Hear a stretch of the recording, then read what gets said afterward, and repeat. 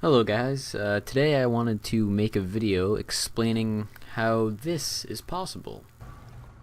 Nah, I'm only kidding. I actually wanted to go over the PVE build that I'm currently running on my Necromancer and sort of explain why I'm using it and why I like it so much.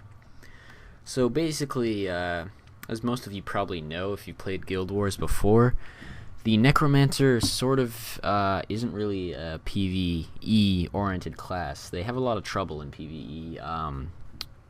Particularly leveling is pretty challenging. But basically, I just wanted to talk about the build that I currently use and why I think it's pretty useful for PvE, you know, raiding, map completion, and such. So, I have 30 in Spite, 30 in Curses, and 10 in Blood Magic. So I'm going to be basically going over what I use in each of the sections, Adept Master and Grandmaster, for each, why I use them. I'm even going to be going into my utility skills, why they're there, elite skills, and all of that. So basically starting with my traits. For Spite, I have Spiteful Talisman, which focus skills recharge 20% faster and have increased range. Chill of Death, cast Spinal Shivers on a foe when they hit 25% health. This effect can trigger only once every 20 seconds. Axe damage is increased and axe skills recharge 20% faster. So basically, I run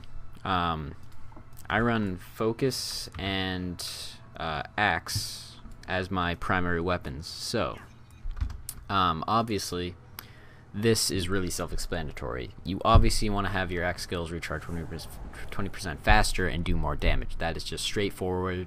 If you're going to be using an axe, put into that, right? Then Spinal Shivers is just, I like chill effects a lot. You know, just the movement speed and skill recharge rate decrease is just extremely useful, especially when as a Necro, you really don't want to be taking damage. You really, you're pretty weak. I mean, you absorb damage a lot. I guess you could say you're sort of a glass cannon. So, really, if you can be keeping the enemy away from you, that's pretty useful. And then focus skills recharge 20% faster and have increased range. Pretty self-explanatory. I run focus, so just Reaper's Touch and having Spinal Shivers come out just that 20% faster is extremely useful.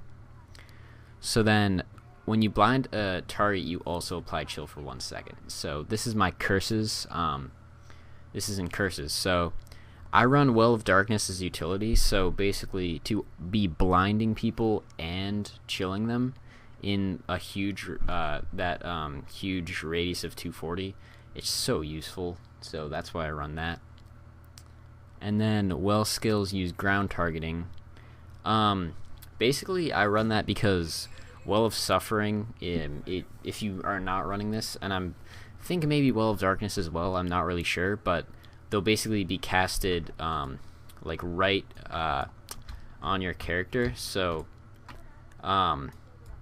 basically being able to put this out allows you to use it at some range instead of having to use it extremely close to you. So that's why I like to use this. If you're doing dungeon raiding and you need to keep your distance, you can place that out and still maintain a really good range. So that's why I like to use that. Let's see. So back to this. Okay, yeah. 25% chance to cause weakness on critical hits. Weakness is extremely useful if you're going to be running a PvE build, especially solo leveling, because you really don't hit that hard as a Necromancer, so it will, used in conjunction with like Reaper's Touch and just your primary,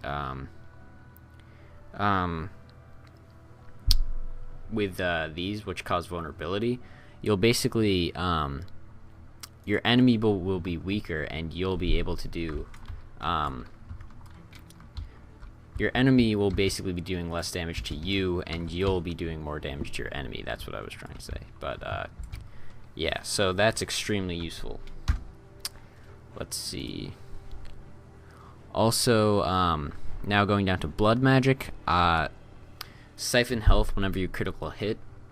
Basically, I have really good precision and power, so I want to be doing a bunch of damage, and whenever I do critical hit, which is pretty often, I think I've got like a 30% chance right now, so whenever I do critical hit, I want to be getting as much bonuses as possible. So basically, I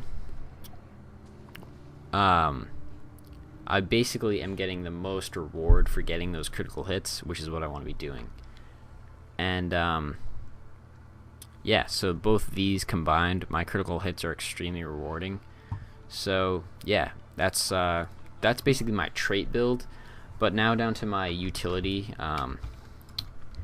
So basically I run Well of Suffering, which increases, I mean, it does a crap ton of damage, and it also gives vulnerability to the enemy. So that's extremely useful, and combined with Reaper's Touch and my auto attack, I can put like 25 stacks of vulnerability on an enemy alone, which is just incredible. So that's extremely useful. Well of Darkness I like because if you're fighting a large group of enemies, and you do, Necromancers are cloth users, so they'll take a lot of damage. So when you pop down Well of Darkness, again with my trait build, it blinds and freezes. So basically they're not going to be doing damage to me, and it also gives me the ability to escape if I need to with that chill effect. And then Radiation Field, I like to have a good poison effect on my character. It's just, and weakness as well. It's just extremely useful. I mean, it doesn't do that much damage. Like 551 damage really isn't that good, but just to also have that weakness ability is extremely useful. So and then again, I'm just running Axe and Focus. And for my secondary, I like to run Staff, but you can also do just as well using Scepter, Dagger, or Sector Warhorn or something. But I prefer Staff. It's just a personal preference. Again, when I'm doing PvE raiding, I like to have good distance. So Axe has a pretty short range, so when I do raid, I usually run Staff. You can check out some of my other videos to see how I actually use this in combat and stuff like that. But yeah, so that's basically what I'm running. And then again for raiding, I like to use Well of Blood because I like direct heals. I think they're much more useful than the what are they called? Blood Fiends. Yeah. Level 80 Necro, and I still forget what those are called. Yeah, but anyways, and you can also, with the that my traits, I can place this, let's say I'm raiding and I'm fighting a boss, I can place that far out to heal my warrior who's fighting, so that's really useful. And then Elite, I use the Flesh Golem because I like to have some, I like to have it like at least one summoned minion, so that way he can pull aggro for me in PvE fighting and PvE scenarios. So that's just extremely useful. I mean, I guess if you really wanted, you could replace this with a Blood Fiend to also just pull more aggro, but it's really up to you. It's really up to your personal preference.